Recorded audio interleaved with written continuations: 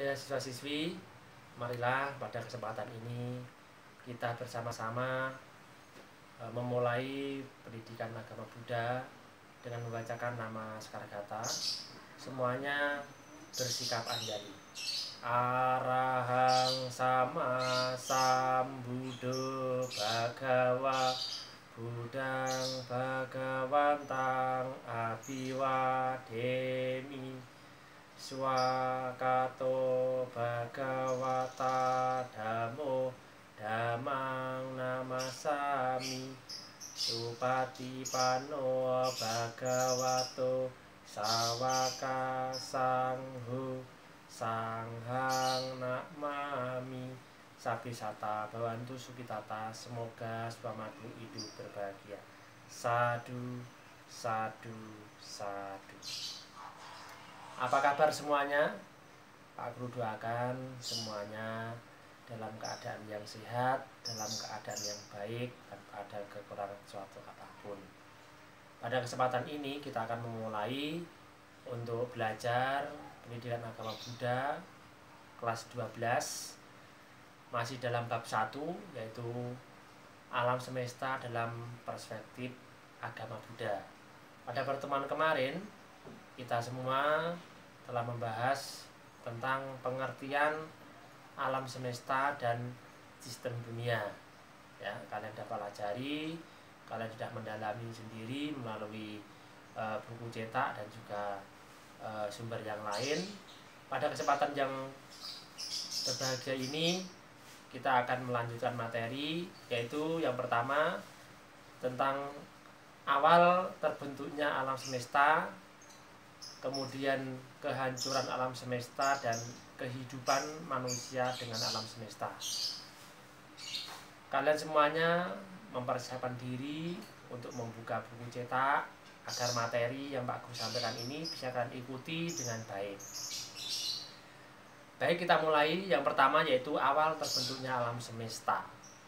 Dalam agama Buddha, alam semesta ini tidak hanya sekali terbentuk, tetapi sudah beribu-ribu kali, bahkan berjuta-juta kali terbentuk ya. Jadi terbentuk, hancur, terbentuk lagi, dan hancur lagi, seperti itu. Nah, bumi ini pada suatu masa juga akan hancur dan kemudian terbentuk lagi ya. Ketika bumi terbentuk ya, jadi bumi itu gelap ya. Hanya ada air dalam kondisi yang gelap ya. Kemudian di situ ada makhluk ya, makhluk cahaya. Kalau dalam bahasa Pali disebut sebagai abasara. Makhluk ini dalam kehidupannya yaitu bercahaya dan terbang ya, terbang ya, atau melayang-layang di udara ya, itu. Nah, setelah waktu yang cukup lama ya, muncullah sari-sari makanan atau sari-sari tanah dari dalam bumi ini, dalam bentuk seperti dadih atau mentega ya. Kemudian tercipta rasa dan bau ya, sehingga makanan ini atau sari tanah ini dinikmati oleh makhluk abasara ya. Sehingga makhluk abasara ini mulai terbentuk ya, mulai terwujud ya. Wujudnya seperti makhluk yang memiliki bukan cuma cahaya saja, tetapi dia memiliki jasmani. Nah, kemudian ketika makhluk ini menikmati dengan penuh keserakahan ya, dengan penuh loba, akhirnya sari makanan ini menghilang ya, sari makanan ini menghilang atau sari tanah ini menghilang, muncul menjadi tumbuhan ya, muncul jadi tumbuhan. Nah, tentu saja makhluk itu juga akan menikmati hal seperti ini. Nah, kemudian dalam waktu yang lama sekali juga tumbuhan ini tidak bisa dinikmati ya, atau menghilang lagi. Nah, setelah menghilang lagi, muncullah bentuk atau wujud makhluk abasara ini seperti manusia ya. Mereka diliputi oleh nafsu, mereka diliputi oleh keserakahan, ya, mereka diliputi dengan kebencian dan sebagainya, karena ada kemerosotan moral atau batin tadi. Ya, sehingga apa? Mereka saling berhubungan, ya, sudah terwujud ini, ada yang cewek, ada yang cowok, sehingga mereka berhubungan sehingga menimbulkan apa? Perkembangbiakan. Nah, perkembangbiakan seperti manusia pada umumnya ini. Nah, ini adalah awal mula terbentuknya alam semesta, ya, awal terbentuknya alam semesta. Jadi seperti yang kita tahu pada kehidupan sekarang ini, itu ada dimulai dari pertama munculnya alam semesta ini. Jadi sekarang kita lihat ada tumbuhan, kita lihat ada manusia, ada makhluk yang lain, hewan dan sebagainya, ini awalnya bermuncul dari sana. Inilah pandangan agama Buddha tentang awal terbentuknya alam semesta. Nanti kalian bisa lebih mendalami, kalian bisa lebih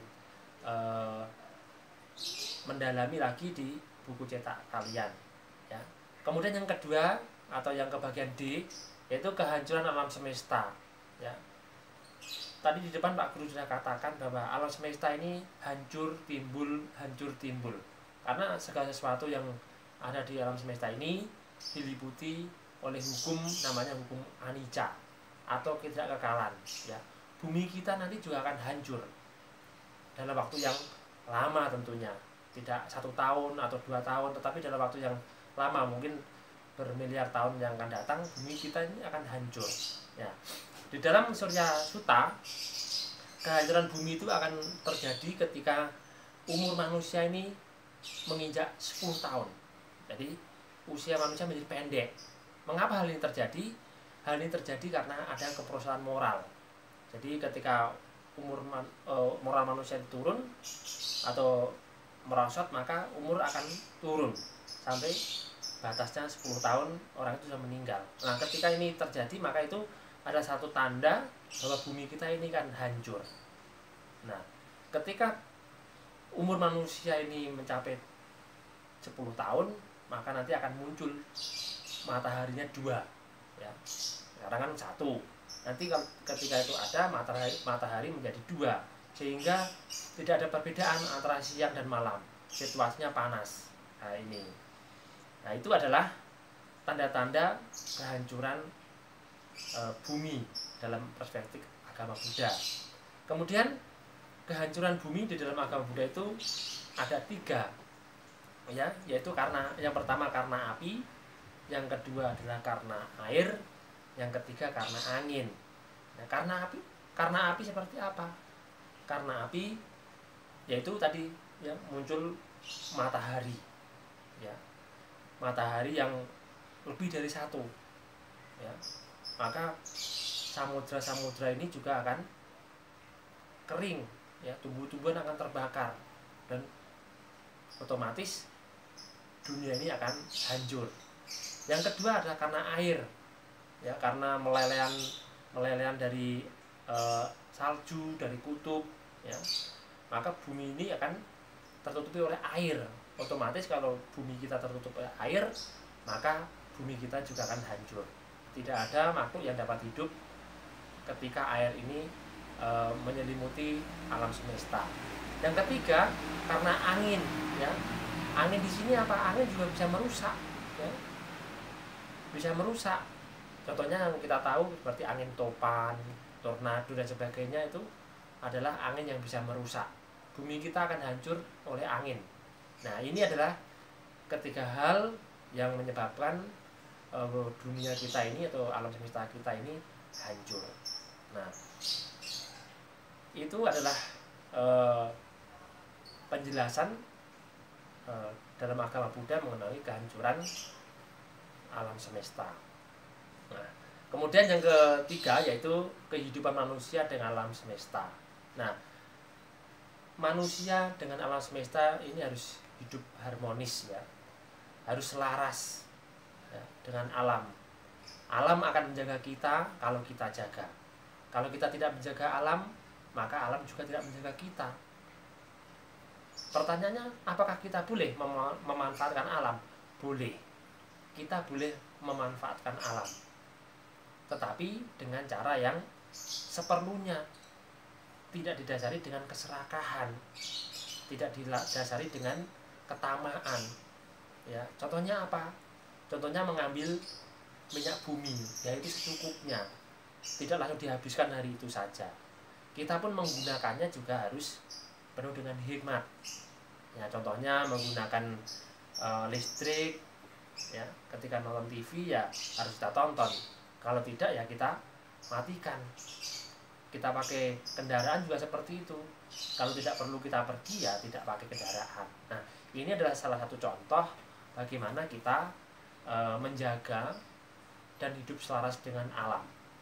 Di dalam Dhammapada Upawagagata syair 49, Buddha sudah menggambarkan atau menjelaskan bahwa di situ dikatakan bagaikan seekor lebah yang tidak merusak kuntum bunga dan baunya, kemudian pergi setelah mendapatkan madu, begitulah hendaknya orang bijaksana mengembara ke desa-desa.